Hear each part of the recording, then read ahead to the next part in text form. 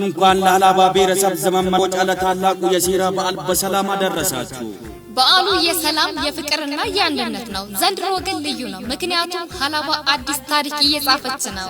ክልሽ ጥር 3 በቁሊቶ የምናከብረውን ሴራን ብቻ ነን ለዓመታት የተመኘነውን የልማት ፍሬም የምንቀጥፍበት ዕለት ነው። የሀላባ ኢንተርናሽናል ስታዲየም የመጀመሪያ ፌዝ ግንባታ ተጠናቆ በዚህ ታላቅ ቀን ይመረቃል።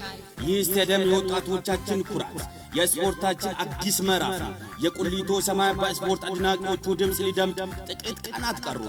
ሌላው የምስራች ደግሞ የዞናችንን ግርማ ሞገስ የጨመረው ዘመናዊ የዞን አስተዳደር ህንጻ በእለቱ ለምርቃት መብቃቱ ነው።